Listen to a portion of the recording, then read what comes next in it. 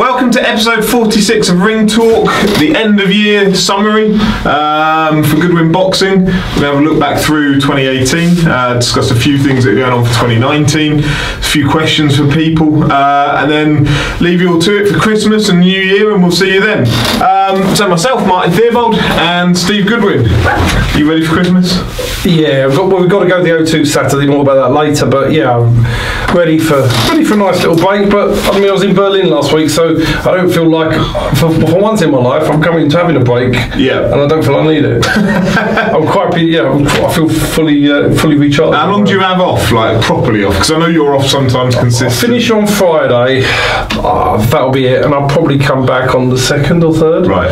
I've got a few meetings to do, sort out. I've got a few fights to try and sort out, some title opportunities for fighters. We're working on a couple of projects with other promoters, right, or other organisations. So there's lots that's going on in the back, but that week between Christmas and New Year, that's dead in the water. I'm not going to do anything then. And what does a Goodwin Christmas look like when you're at home? Is it get all the family round? Yeah, relax. Well, we're going out for Christmas Day, and then Boxing Day we'll have everybody round. So it's just a family Christmas really, and nice, and spend the time together and have some friends around on Boxing Day, and then go out for a few meals in between Christmas and New Year, just catch up with people. It's great. Yeah. To start off on Friday, so it'll be really enjoyable. But yeah, it's all. You started the festivities last Friday. You were there? I was there. Good night, wasn't it? I really enjoyed it actually. It was nice because the numbers were a few less than other years. There was, yeah. So it all fit around one big table of people. I had a really nice night. I sat with Tony Pill and Miles Shinkwin for most of it, and sat and chatted with them. And yeah, it's really good nice to give people the chance to catch up. There wasn't as many people as last year, but again, that's because we did it on Thursday last year. Yeah. But you know the one that keeps going on to me every year, Eric Guy, the videographer. You must do it on a Friday. You're ruining it for everybody. They didn't turn up. Didn't turn up. He's like, Eric Guy is like the proverbial man. I want to buy a ticket to fight, and when it comes to buying the fight, the fight comes, he doesn't buy it. I'm not saying you wouldn't do that, but going on about a Christmas party. It was a free fight that you could have come along to. Yeah, it was free, but no, so what I'm saying is it's amazing how people say, I would come if this, please change it to that, and then you do. But to be honest, that was the only day we could fit it in anyway. I think maybe we'll go back to a Thursday next year, because I think more people said it would have been better for them on a Thursday. Yeah, it's good though, because people are popping in and out, and you're not confined by the time restraints you've got at your call to sort of catch up with people, where everybody's always buzzing around and like they've got somebody on in a couple of fights time, so they've got to go start. It's good to have a proper chat with everybody. Yeah. And last time I was chatting to everybody like Jack Hughes and Mark Little and Yusuf Kamari and plenty of the others that were there. William Webber, it was good to have a chat with him and his dad. Yeah. So, Michael Grant come down, Barry Smith was there, and loads more. But it was a really good, and Tony Pill and Miles, as you say, really good Adrian Martin and blah blah blah blah blah, carry on all night. But so many people came in and out, and it was great, and good night by all. But now it's the exciting times of building shows and events for March onwards next year. So March is when it kicks off. Yeah, it's going to kick off in March, and there's a few things going on in March. We could be involved in 5 shows in March, I think. Really? Plenty of 5, yeah. They're 4 weekends? Yeah, and others on You'll be top. doubling up. In fact, it could be 6 we're involved in March, but I think, it's really busy, busy. And there's lots of exciting things coming on. Like we all do, we try and move things forward and look at new opportunities for fighters, and we're now at a stage where a lot of our fighters are moving towards bigger fights. Yeah. And so there's going to be, it's a much more exciting year looking ahead than last year was, because last year we had so many more building. Now we've got that year of we've covered this before. They're ready to go now. A lot of them. Yeah. So what is announced for March? You've got Liam Dillon, the 2nd of March. Well, yeah, that's on the night. The 2nd of March we have Linus Taylor-Jones. Yeah. The 9th we have Liam Dillon, Dave Birmingham, Southern Area. The 16th we have Kay Prosper, Sam Amaze on English, plus Jordan Joseph, Dwayne Sinclair Fight Cup final. Yeah. That's nowhere near finished yet. That's a solid base, given it's 3 months out. Well, I told you about the other fights we're playing on. They're good, aren't they? Some of them are good. Yeah, there's some good ones in there. They might not all come off, but there's plenty to come off, and there's other fights that have got out to purse bids and stuff like that. So there may be much more to come. They're exciting shows. Yeah. So what's been your highlight of 2018 for Goodwin Boxing? We've got a lot of questions about fights of the year and things, but the one thing that stands out to you out of everything? Well, if it's a personal, the thing that's a highlight of the year is not my personal highlight, because it was two of my fights fighting. Yeah. And I like the guy that didn't get the result. Well, what stands out in the memory? Is it Frank retiring and that time away with him, or? Yeah, I mean that was. Would you realise may be an odd highlight, but actually It's not actually a highlight. being but there through the. Yeah, it was good to be part of Frank's journey, but quite sad at the end. So I can't say that's a highlight, because it was a gutting feeling at the end of it. So. Michael Ramabalazza beating Ryan Walker was something where I suppose has got to be the highlight of the year, purely because we've taken somebody that was so-called a journeyman, given him 3 title fights in 4 fights, and he's culminated by winning the English title. So I think for delivering for somebody who was written off by many, is fantastic, and I like Ryan. Ryan's going to come again. We'll help him and his manager rebuild. But I suppose if the highlight would have to be Michael Ramabalazza winning the English title, because he wasn't fighting another one of my managed fighters, so I'm able to sort of, although it was a little bit like Ryan as well, it's really hard, and I know Ryan can come again, but for him, it was Michael's last chance. Ryan's going to come again and win titles. That's a long way, but so you mentioned the O2 this weekend, so your boxing year isn't quite over? No, we got Linus Udofia fighting on the undercard, which we've known about for about 3 weeks, to end the year with another, giving him a bit of exposure. He's not going to be live on telly or anything like that, let's be real. He's going to be on the undercard. But the point is, he gets to fight at the O2, he gets to fight on a big bill, he gets to showcase his skills to other people, more what I call the influencers in boxing. And there's a fair chance it'll be on a Facebook feed or something. I doubt it. No, I don't think so. I don't think that's the way. I doubt if he'll be on Facebook feed. I think he'll be on before that. But I think what it is he's on, and he's still, people will then get to know who he is, and he'll be doing the media workout tomorrow, and it's all part of his learning curve, because one day he'll be in these shows at the O2 fighting on one of the lead fights, I have no doubt. So it's quite a good experience. He's going there, he's experiencing that before he goes in for a big fight, one of class of a big fight there. So I think that's a really important part of what we try and do for the fighters. And obviously David Hay's been helpful in doing that as well. So thanks to David Hay for helping get Linus on.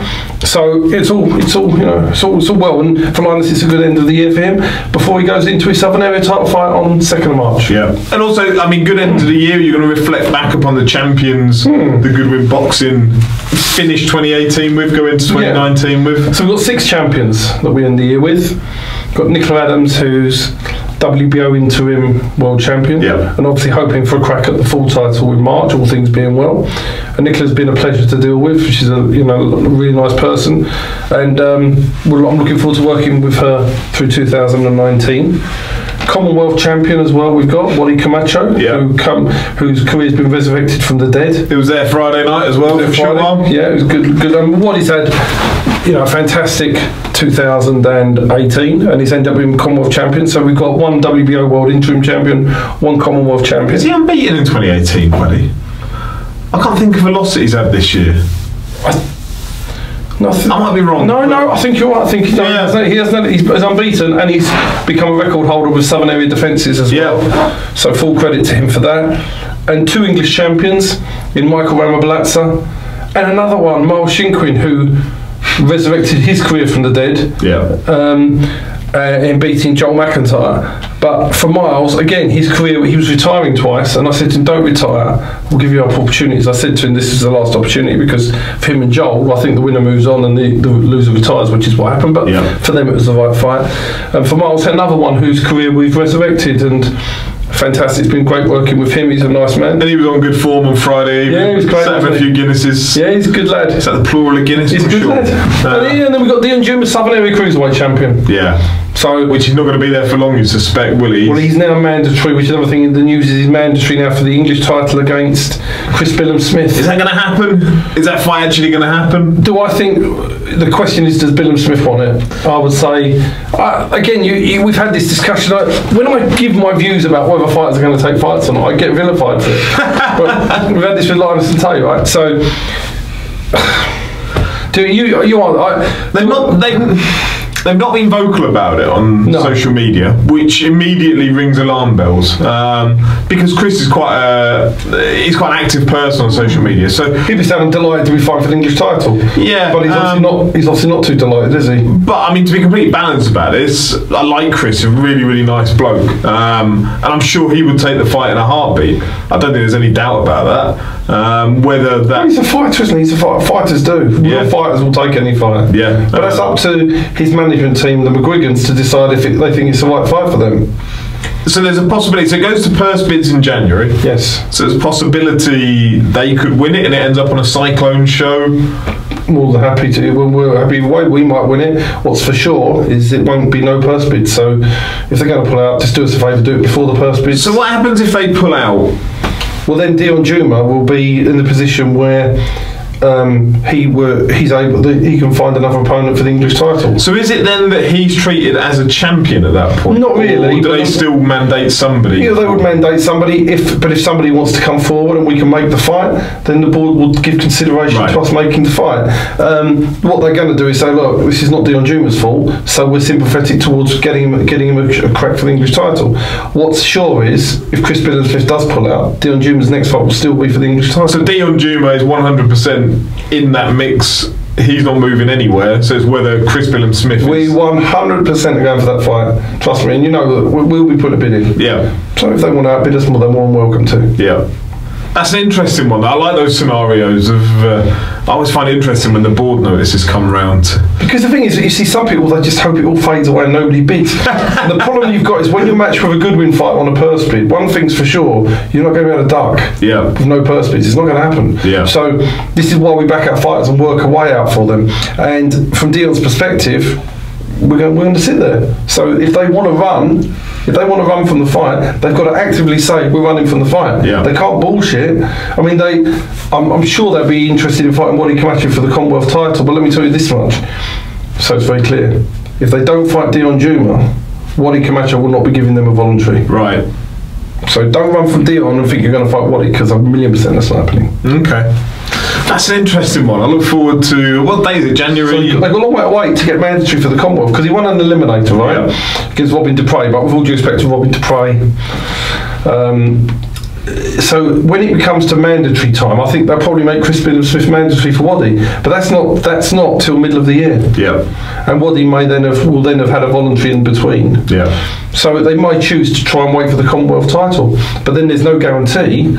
Nobody can guarantee Waddy wins his defence. He might fight Cole, he might fight Chamberlain, he might fight Jack Massey, he might fight any of these. He may not be the champion by then. Have you had conversations, not that you're allowed to say about who or how much, but have there been conversations with other people about Waddy's first defence? And offers. Right, okay, so it's relatively, not concrete, but there's it's not concrete, because there's not concrete, we've had offers, but there's nothing that I consider that concrete means suitable, substantial enough, a fight that an offer we're going to accept. But there are options. Oh, there's options there, but we're in no rush, so we'll let all the options come forward and then we'll make a decision.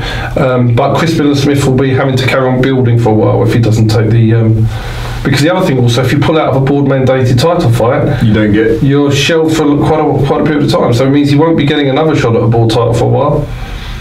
So it's just a decision. Interesting. And what date is that? January 13th, I think the bids are. Yeah. So we'll see what happens. It'll be very interesting. But I haven't had a call from either Jake or Barry, so my phone's there ready to make a deal. If you want to ring up and make a deal. What's the process with that? With the submitting a purse bid for people that don't understand, like they know the term, but they may not necessarily know the process. So you have to lodge a deposit with deposit money. So if you lose your money if you don't do it. They're lodged with the board, and at 12 o'clock on that day, the bids are opened, and the highest bid stages the fight. Yeah. If there's only one bid, then that person gets the fight. But it has to be a reasonable amount of money, doesn't it? It has to be a bid that's fair for that title. However, my argument is this: something's only worth what somebody's going to pay. Yeah, so it's always subjective. It's not like there's a minimum amount. No, and that's what's really weird about that rule, because what is acceptable? What is acceptable? I had an offer for a fight, as I told you, on a show that started as a minus figure, right?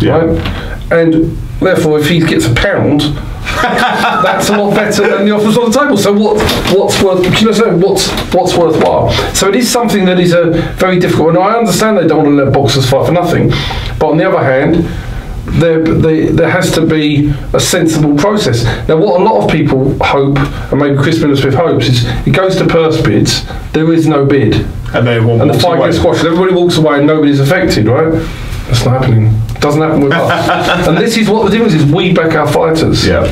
And that's really important. We're not going to ever let our fighters get screwed out of a position. If they're in a mandatory position, we put a bid in. What was the last one you lost? Because I know you win a lot. We win most of them, don't we? I mean, we won the bid for. We won the bid for. We won the bid for a Co-League Camacho. Oh, that's right. We were going to win the bid for. We would have won the bid for Askin against. The Askin a Co-League bid. You know, we put in a substantial bid. I don't think you've ever said this before. No, when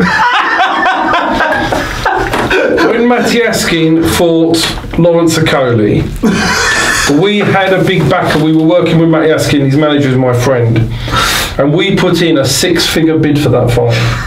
You know it's true. I know I do. A 6-figure bid for that fight. And we were going to stage that fight at Tottenham Leisure Centre. So an anti-Joshua managed fighter was going to have to fight at Tottenham Leisure Centre. Yeah. So in the last knockings, a deal was made between Matcham and Matty Askin to give Matty Askin the money that they wanted, and his manager rang up and said, thanks for your help, but we've now really got a really good offer, so we're going to take that. And I said, perfect, because I was happy to stay. I knew what the fight was worth and I knew what I could get back on revenue, but without that bid going in, they probably would have got substantially less. But the point is, I'm sure we have lost a bid. I don't remember the last one. No. And I'm quite happy to lose bids sometimes, because if fighters get more money, that's... we won the K-Prosper bid. I'm trying to think of when a fighter was fought away. Now, I know there was Joel McIntyre went up to... Oh, not Joel McIntyre, Miles Shinkwin. But that was a voluntary. Yeah, went up That wasn't a purse bid. When the purse bid came back, we won that bid against Conway, and then they pulled out, if you remember. We won that bid as well. I'm trying to think of... Dan Woodgate, Waddy Camacho, that was a voluntary, wasn't it? When Waddy fought on the Mickey Elliott show. I think that was, I'll tell you what, we lost a bid. Jamie Spate was going to fight a Chris Senegal fighter for Southern Area. Ryan Walker?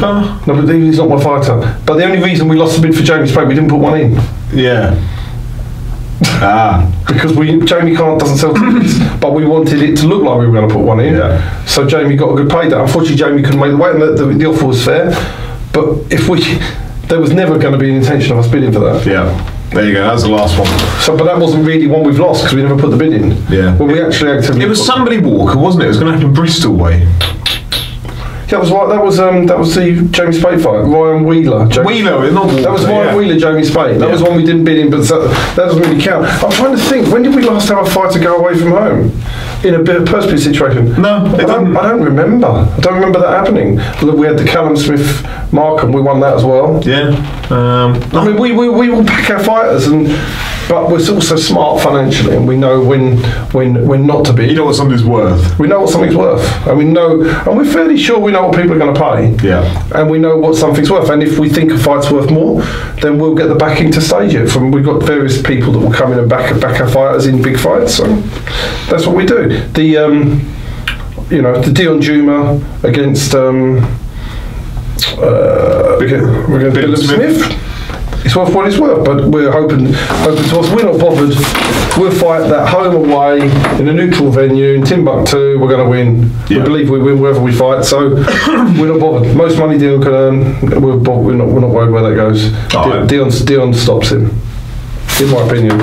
And Chris is a nice guy, but I think Dion is too experienced for him, and that's why I believe that the McGuigans will pull him out. All right, we shall see. I may be wrong. Hopefully I am wrong. Is that everything I think from the year before we move on to questions? Yeah. Right, I haven't printed anything off because I've been out all day.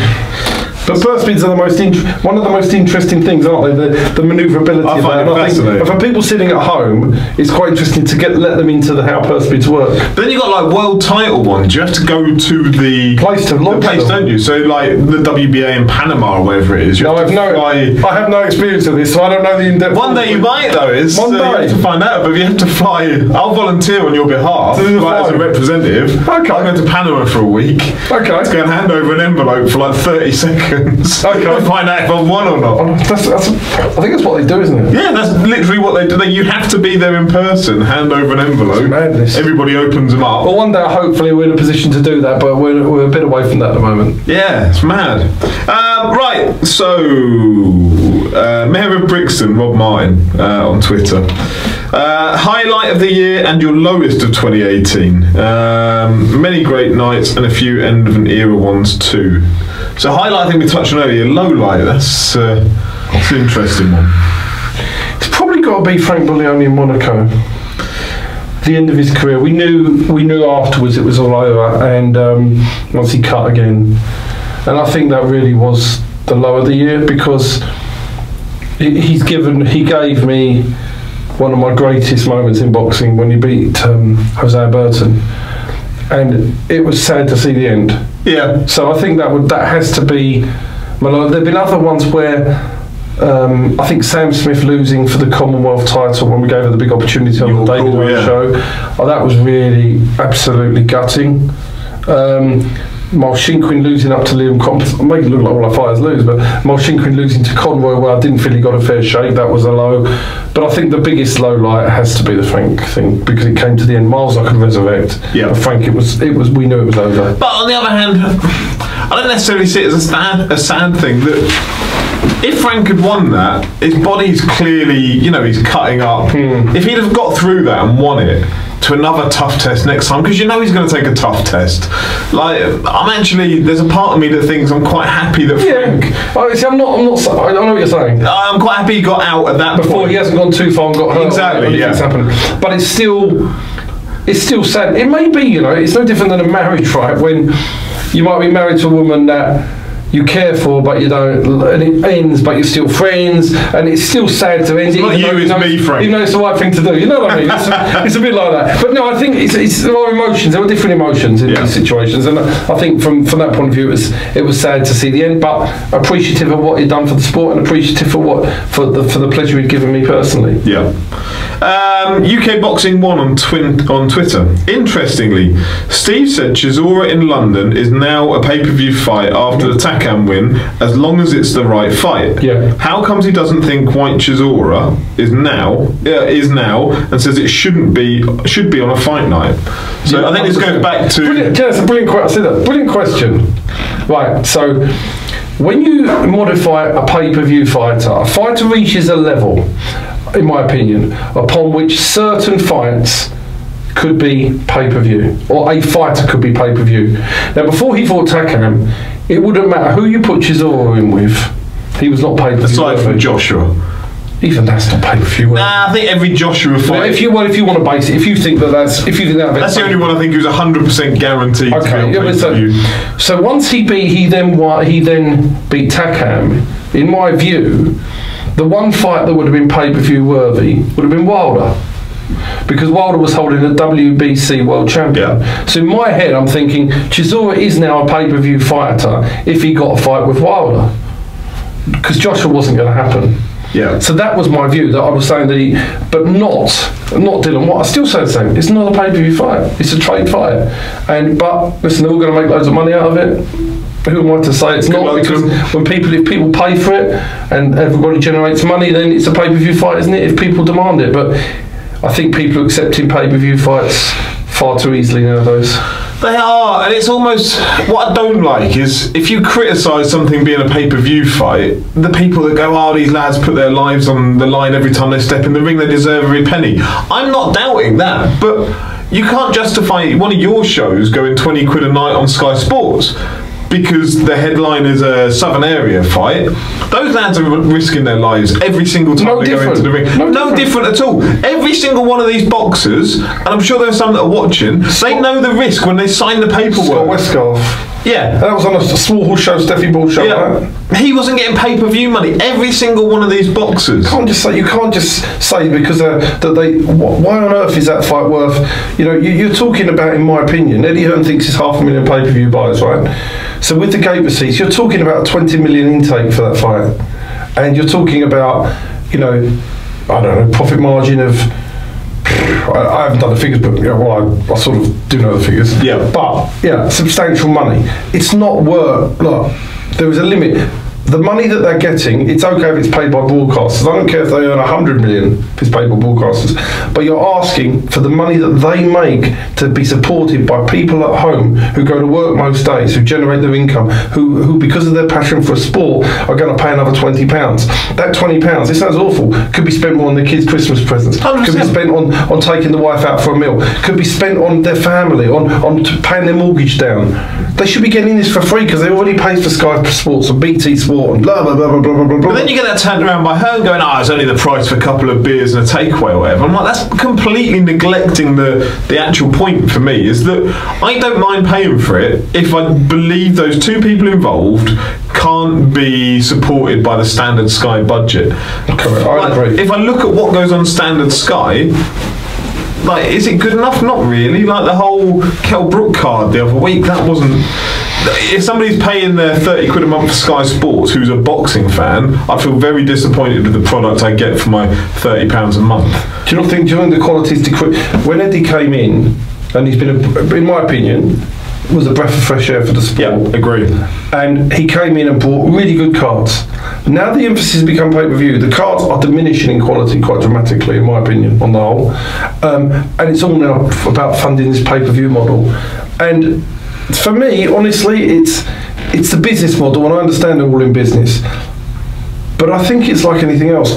It will continue to happen if people pay. Oh, absolutely. And there are people out there that will pay for it, so who am I to criticise? Well, do you know something? I like boxing, right? And it's nothing against Derek. I'm not going to pay. Why am I not going to pay? Because I'm probably find another way to watch it. Because you'll be there. No, I'm not going to be. I'm leaving. I'm not staying. Oh, okay. I'm literally not going to stay. I'm going to go there and then come away. I'm going to a party and it'll be on there and however, anyway, whatever. But me personally, I wouldn't be paying for this. Because I think if you pay for these things that you don't believe should be paid for, you're encouraging them to happen. Absolutely. And it becomes a principle thing for me. Deontay Wilder Tyson Fury, I paid for that because I think that that's a product that was worthy of me spending my money on. Yeah. But if I don't believe a product is worthy of spending, then you're just encouraging that model. And you can't blame anybody. You can't blame boxing promoters for putting something on if people are going to continue to shell their money up for it. The only way they're going to stop making these non-pay-per-views if you don't pay for it. Yeah, they're still going to fight, you know. They're still going to fight. Oh, I know. Fight for less money. I know, that's the crazy thing, isn't it? It's still going to fight. And when you hear the argument that this fight can't happen with pay-per-view money, I think, hold up. So what would happen? What would happen? Are you telling me that Dillian Whyte and Derek Chisora's careers would be shelved because there's no pay-per-view money? So what would they do with their fights then? What are they going to do? Go fight an Argentinian? Yeah. Are they going to have a fight and then... So I'm afraid that doesn't make sense because in America we got DAZN who are now saying we don't need pay-per-view. It's dead. But over here it's not dead and you're now putting worse fights on pay-per-view than there's ever been on. It does. If you listen to something, stop believing what you just keep getting told by everybody. It doesn't make sense. Yeah. And if it doesn't make sense, it isn't true. Yeah. And I think, Dillian Whyte was fighting Deontay Wilder. Cool. Pay-per-view. Pay-per-view. Derek Chisora, Deontay Wilder. Pay-per-view. I'm happy with that. Just those two together don't... Because it's a world title fight. You can accept that, right? You can accept that. You can even, it's really hard to keep going around and people are going to go that Derek has got this on the back of he was losing. We know he was down to Takam, and he's landed a punch on Takam, right? Derek has got this fight based on the Takam knockout. That's what it is. In a fight, he was losing. Full credit for him to coming back and winning, but he wasn't beating Takam. But he won it. But he won it. But that doesn't justify him being a pay-per-view fight against anybody. It justifies being a pay-per-view fight for a world title. They're not fighting for anything. There's no world title on the line. It's a heavyweight fight between two Brits, right? Two Brits. Dillian has fallen down at world level when he fought Joshua. They've had one fight that was life and death, which somebody could argue Derek could have won. Derek subsequently lost to Caballel and has lost 8 times. This is not the world's elite at this stage fighting, and it's got to be world's elite unification. In my opinion, I also struggle with the argument that their first fight was so good because there's no guarantee that you can replicate that this time round. If there was, Brilliant. And how often do second fights not match? I know you get some, but there's plenty of times that rematches don't ever replicate the first in terms of excitement. Yeah. And listen, I think Derek's a warrior, Dylan's a warrior, and it could be a great fight. But I think at the end of the day, they may walk away with, and I'm going to jump in, they may walk away with a share of £8 million, right? 8 million quid. 6 million quid, whatever that number may be. If they were on none, then they're not going to get much more than a few £100,000 each, I guess. But to me, that's a market rate. I think so. Yeah, I wouldn't disagree. But yeah, that argument about these two lads are putting their lives on the line, they deserve every penny. I simply can't buy into that, because there's so many people underneath that tier of the boxing spectrum that are also doing that. What about Linus fighting Taylor Jones? Two warriors are going to go for it in March, and they'll punch fucking holes. Both of them are real warriors, and that's going to be as competitive as any fight you'll see, right? In my opinion. You know, I think Linus will win, but Taylor Jones will not give up. It will be an amazing fight. And they're putting their lines on like just the same as Dillian Whyte, Derek Chisora. So why should it not be that the money is spread a bit more and they get, you know, you know what I'm saying? It's all, the money's all covered by pay-per-views going to these exclusive fighters. But these fighters are not exclusive that are getting them. If Dillian Whyte had beaten Joshua, if Dillian Whyte had beaten Deontay Wilder, then you may be saying, okay. But at the moment, who is Dillian Whyte's best win against? Joseph Parker, who was a world champion, but he got rocked to the things so that's okay. Lucas Brown, who's quite old now, but he's not actually, Dylan beat, in my opinion, an elite world fighter. And do you class Joseph Parker as an elite level fighter? No, he's a belt holder. Yeah, I think is that fair? Yeah. He's a good fighter, but and so you could, you know, Dillian Whyte. I say the same thing. Dillian Whyte, Joseph Parker.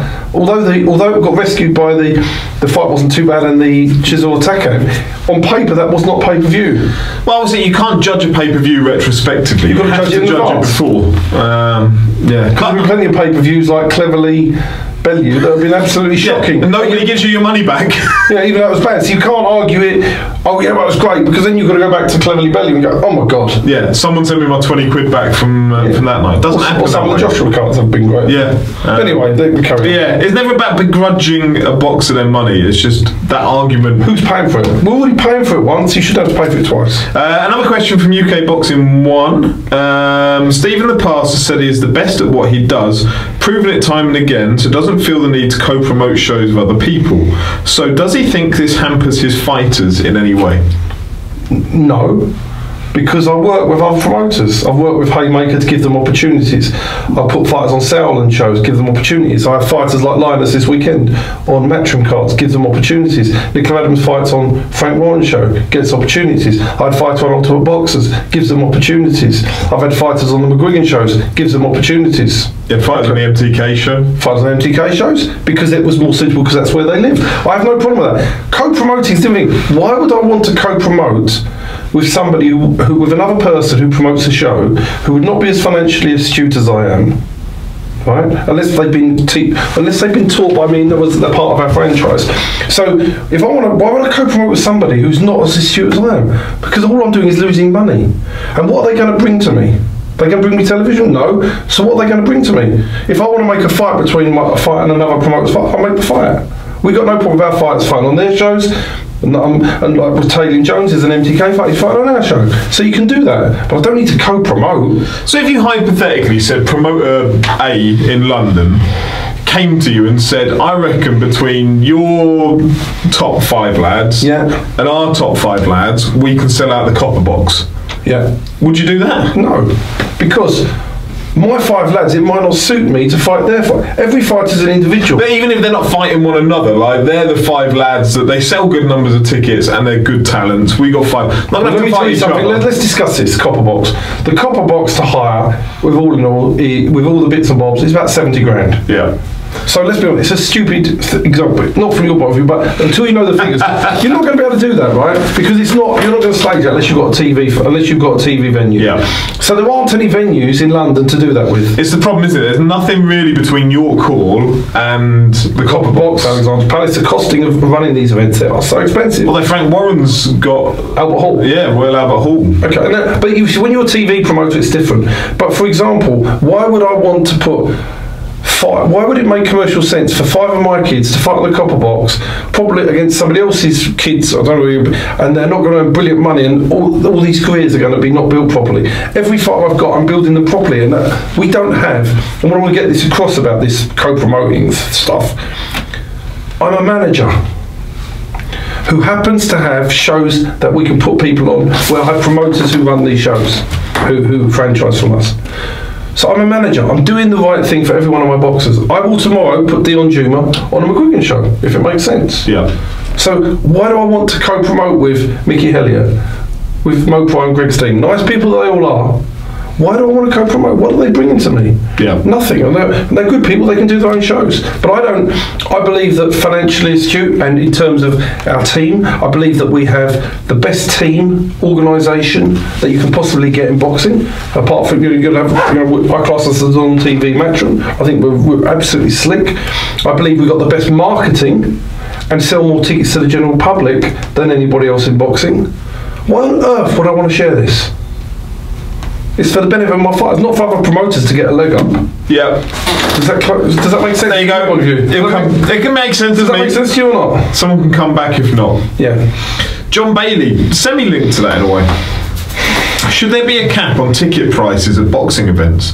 Football have brought in the away fans pricing cap, but with fight cards on every weekend and more fans attending, are promoters charging over-the-top prices at all levels? Well, I can tell you in small hall, no, because I'm telling you the margins of survival are like that. Yeah, I mean, when you're looking on the very basic level of maths, 1,200 people in York Hall, however many tickets, 800. About 10,000. Yeah. So you're getting about, if you sell out York Hall, you probably can generate and this includes boxers taking their cut and away boxers. What are you going to generate? 50 grand? 50 grand out of York Hall, roughly. And then you've got the cost of running an event, 22 grand. Yeah. That means you're down to what? 28 grand. You've then got to pay for that. Say you put, and to sell out that many, you've got 13 boxers, 13 away opponents to pay, 25 grand. The home boxers need to take some money out of it. Not a lot left, is there? Yeah. What about the hire of the ring, which was included 20 grand? You've got everything there. So when you, and these are simple maths, but it's not. But you haven't got that much fat there. And if you, the way you can make it pay is if you had a boxer that sold 500 tickets, the promoter sold 300 tickets, somebody else sold 400 tickets, and that was it, and you've had a 3-fight card, you might make it pay. But what I'm saying is, when you're doing it on very low margins, it doesn't make any sense. It doesn't make a lot of sense. So it's so expensive to run. When you consider, and I'll explain this to you now, a doctor going to a boxing show is £600, right? And you need 2. You don't need 2. You have between 4 and 6. Oh, right, so I'm thinking, okay, yeah. That's an anaesthetist. Yeah. So you're talking about a doctor bill of £3,600. You've got 2 ambulances sitting outside, £1,300. Ring hire, £700. Yeah. MC, a few hundred quid. You've got ring girls to pay. Ring girls, 150 quid. You just, I can carry on and on. Ticket printing, postage. And then you've got the overheads of the staff cost of Josh and Kev and yourself. Yeah. Before anything. Well, there's no staff cost for me. Well. Yeah. Yeah. They run their own thing. There's no staff cost for me. And the bottom line is, I'm trying to distinguish that I'm a manager, and that's what I'm trying to do the right thing for my fighters. The promoters all scrape to earn a living, and Mo Prime and Greg Steen will be the same, Mickey Elliott will be the same, and MTK will be the same. Some of them will be losing substantial amounts of money because they're quite able to throw money at it, or they've got means of which they can throw money at it, and they choose to do that. Others will be scraping to try and break even. It's really difficult. So, but from our point of view, we're not going. It's just very, very, very, very, very difficult, and there really isn't the margin in promoting. And I say to a lot of people, because some people ask questions, which is really good about promoting, and they're trying to learn what they say. Others make sweeping statements without having the faintest idea what they're talking about, and until you stage a show, you wouldn't understand how it works. And I didn't understand when I first done my first show. I didn't understand. But so therefore, that's really the answer. It just doesn't. It's just hard to make it pay. We should move on. Jack Harding, interesting one. Do Sky have an agenda against Khan? Kell Brook defended for same things he's criticised for by commentators. He was never described as brave for fighting Canelo like Fielding was. Didn't he fight Canelo on Box Nation? I thought he did. I think he did, didn't he? Yeah, but maybe he means post that anyway. Do Sky have an agenda against Khan? I think Sky have an agenda for their own fighters. I do. I don't really think you can say Khan's their fighter. He's not. He's kind of renting a room there at the moment. Yeah, so I think what you have with, I think what you have with Sky is that they're there to boost their own fighters up. I think that's what they do. I think when you listen to some of the things that are said. What was it that Johnny Nelson that Bellew's technically better than Usyk was? There's no way Johnny Nelson believed that, right? No way Johnny Nelson believed that. I mean, I had breakfast with Johnny Nelson in Monaco. He does not believe that. He didn't. So make your own mind up. I have an interesting theory, and I was having a conversation with someone about this a while back. With Al Heyman coming over with the ITV setup, there are an awful lot of that Matchroom stable that have got a recognisable enough name that have still got a market value that because Matchroom don't necessarily work on contracts, do they? If they do, they're only very short, like 2-3 fight contracts. I can see an awful lot of those Matchroom fighters. I'll use Brook as an example. If he doesn't get that Khan fight, I can see him being fed to somebody in America so that his market value is diminished through a loss. Yeah. And then he's no or less value to an ITV coming along and saying, come and fight on our platform. Throwing an Anthony Crolla against Lomachenko as a possibility. Again, familiar names to people that would have, at the moment, some value on another platform.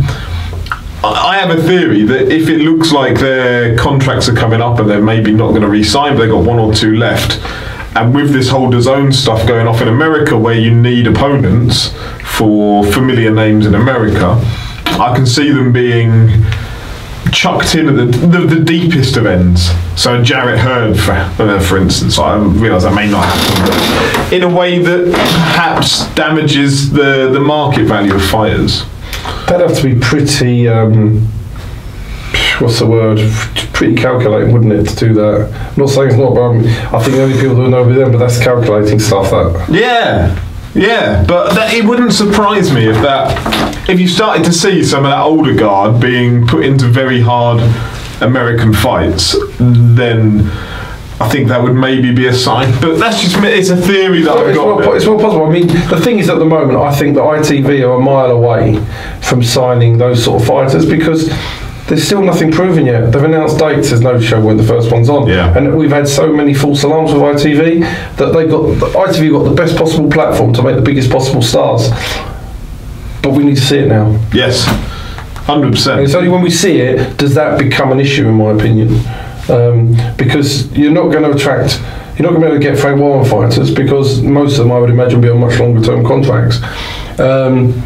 But I think that, you know, if they really make it work, ITV, they will be a major threat in boxing. It could be huge. If you start putting boxing stars on Good Morning Britain, building up boxing shoulder programming where it's, you know, 8 o'clock on a Friday evening, you start putting out just some documentary style, like the HBO kind of build-up. There's no doubt they could be massive, but we've got to see it happen. I hope it does work because I think that boxing does need it, and I think it would be great to have a terrestrial TV platform done right. And so hopefully it does work. But I think they've got to prove themselves first before boxers will go flocking to sign. And also, you've got to hope it isn't just another pay-per-view cash-in like it was with. Because so far that's all ITV have done, isn't it? They promised that they're going to do loads of non-pay-per-view stuff, but I think we got one non-pay-per-view stuff up in north of England, didn't we, one day with Neil Marsh?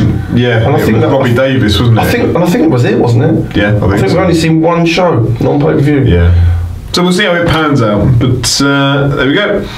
Daniel Smith, Martin and Steve, who are each of your prospects to look out for in 2019? I'm going to abort. But if you look at how many fighters I have, I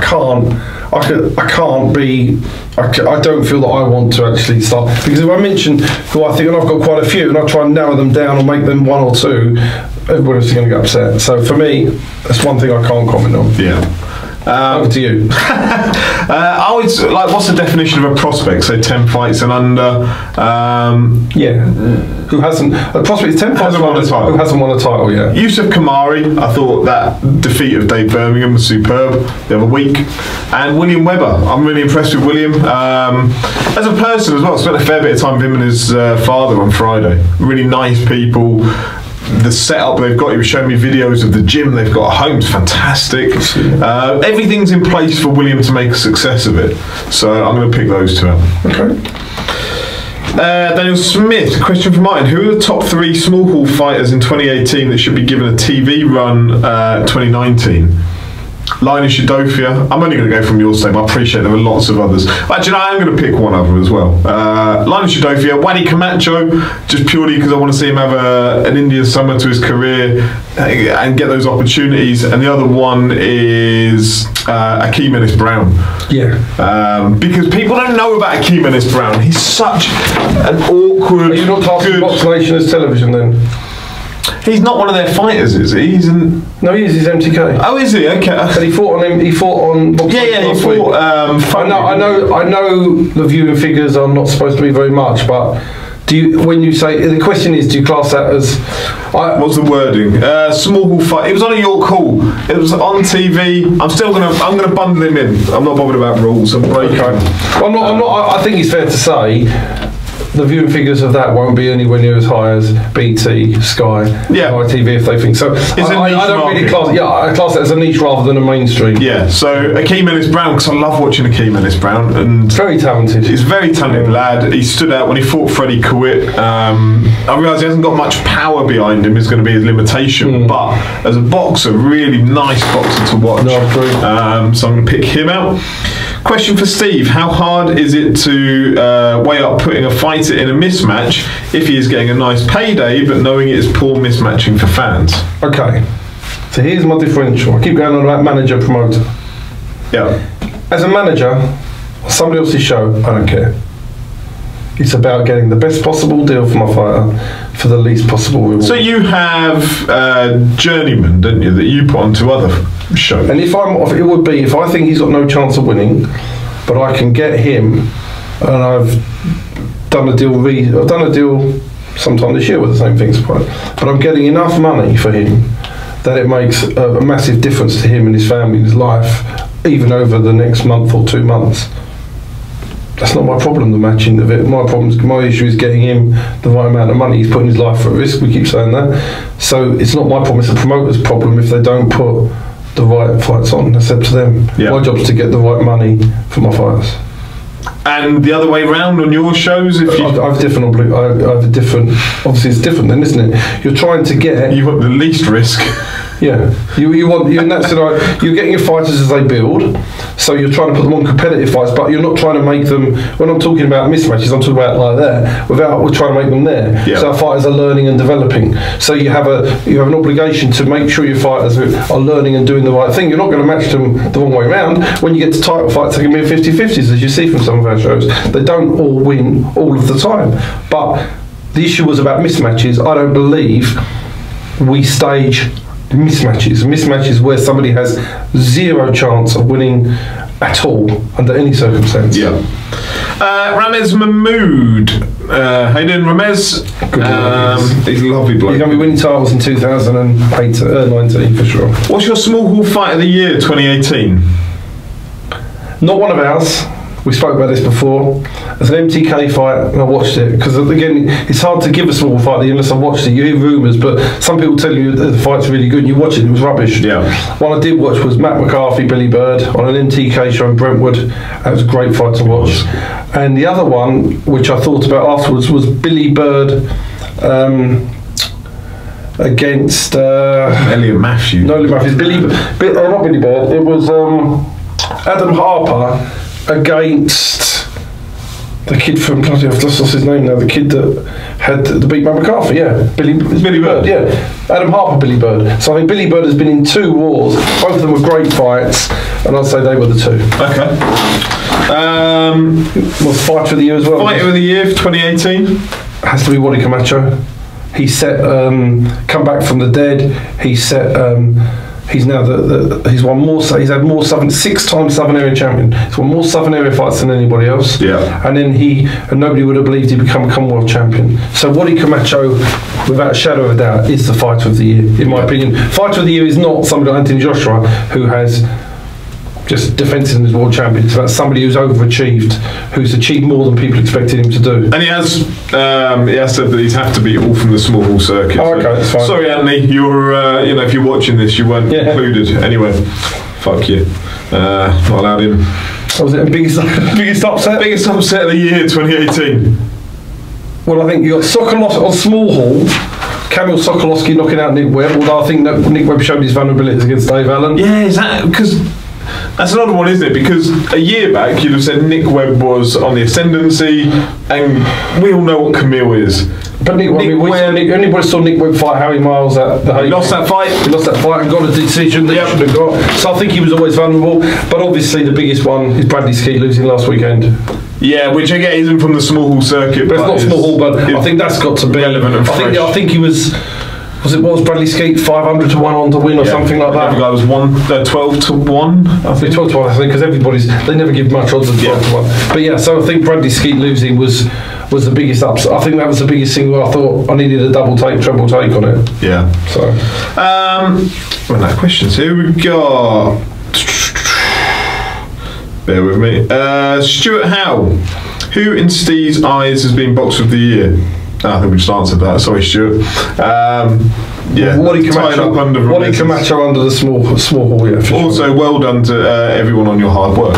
Cheers, Stuart. Thank you very much. One of the big highlights of the year you haven't mentioned was you got Promoter of the Year as well, which. Yeah, you haven't mentioned that. No, well, that was nice to get that, and it's good to everybody that's involved, because as I try and get across, I'm the manager, and we organise. We basically teach people how to promote, and they do their shows under our banner and they franchise from us. So it's a totally unique concept in boxing. So obviously, I'm prepared I'll accept the award as the person that devised the concept, but it's everybody. It's an award for everybody that's involved in it. Share it around. It's like Josh have it for a week, and then Amy has it for a week, and Ryan, and Livia, and so they'll work really, really hard, and so it's a team effort. So that's great, and you have it's a really nice thing to be acknowledged for. And I think what they did is they took the combination of what everybody does together. So I just accepted it on behalf of everybody. So, but I class myself more as a manager than promoter now, and I try and get this. But I think it's really important that people know the difference, because the manager is a skill set. You know mine. You see that's where my skill set is. The manager is the skill set of not just being able to manage a fighter now, but being able to manage or plot their 6 to 12 months or 12 to 18. But on top of all that, with a stable your size, you're doing that for him, but you might have 7 others in their weight category, and so it's working out which one's there and which one's there and which one's underneath, and trying to make sure that you can get those titles, hold those titles, move those titles on in the fighters at the same time. I think people don't appreciate how hard that is. It's a skilled job, and that to me is something that's where I think I add the value. The promoting is fine, but these other, like Josh, Olivia, they've promoted for a long time. Amy's coming, but she knows it. Ryan's coming. They've all promoted, but they learned the promotion game from us, and they've only got to learn the mathematics and the thing of putting the fights together. Then you've got the matchmaking of those shows, which Kevin does primarily with Josh. So you've got the whole team working together on helping. So it's a team effort. Yeah. For me, what I work most of the time on is the management side, working out when fighters should go up to 6 rounds, working out what type of level of opponent they should have, okaying the opponent, making sure, and that's my role. But Promoter of the Year is a lovely thing to have, so it's very much, but it's appreciated on behalf of everybody. You're not going to turn it down. Absolutely not. Right, so that's it. That's it for 2018. We'll be back in 2019. But everybody have a lovely Christmas, New Year. Enjoy the boxing this Saturday. Don't worry about the is it or isn't it pay-per-view. If you're watching it, just watch enjoy it. Enjoy it. Enjoy it, exactly. If you're there, enjoy it. Yeah, and hopefully we'll have some more fights and things to announce on the first. I'm hoping by the first week of January we'll have some big fights to announce for you. Excellent. Oh, and Frampton Warrington, of course, as well this weekend, because we need 2 pay-per-views. What are you watching? Frampton Warrington. The card's strong, isn't it? I'll watch that live, and then I'll just watch reruns or something. I think the Heffron Williams. Great fight, isn't it? Yeah. And Liam Williams always comes across he always seems like a man on the edge. I don't know if I've never met the guy, but he always seems like he's got that ability to go. Like, I wouldn't want to ever piss Liam Williams off. I think Mark Efron's special though. I've not seen enough of him. Like, I really like Mark. I'm guilty of not. I think he's too big for Liam Williams. Yeah, but I think it's a good fight. It's a good fight. Yeah, that's a good card. It's a reasonable card. You got Daniel Dubois, Alex Leopai on there. Dubois off, I think. Or is he back on? He pulled no, it's Gorman Leopai, isn't it? Yeah, sorry. Yeah, so no, I'll watch that and then You flip between the two. Yeah, I'll probably end What about the fights on the undercard of White Chisor? Anything you like there? Linus Udofia versus... You're not going to see that? Yeah. You're not going to see that? No, I don't, if I'm honest. Nothing, seriously. Who is it? There's Charlie Edwards, Christopher Rosales. Doesn't do a lot for me, if I'm perfectly honest. David Price, Tom Little should not be on a pay-per-view card. Like, that baffles me. What else is on there? I haven't Do you know what? I can't. It doesn't. That's how much it means to me, how much attention I've paid to it. Because what I've seen hasn't inspired me to go and keep reading it, or hasn't stuck out in my memory, whatever the reason. Well, whatever you're watching, I hope you have a great watching weekend. Yeah, I know we pontificate about these pay-per-views, but it's just an observation. It doesn't mean we watch it. We want to, if we're watching it, we want to see, great fights. Yeah, you want to be entertained, don't you, at the end of the day? And I'm sure both cards will entertain in their own ways. And yeah, everybody have a lovely Christmas, lovely New Year. Thanks for your support, and thanks for those of you that keep watching it and keep coming to your shows. Coming to the shows, because it's fantastic the amount of support we get at these shows. And have a look at these shows in March. So if you want to buy people a Christmas present, or have a look at buying tickets for these shows, because they're great. They're great shows coming up in March. Go to myfighttickets.com. myfighttickets.com, the best boxing platform to buy tickets on. So there you go. Right, lovely. Everyone, we're going to sign off. Take care, and we'll see you in the new year. Cheers.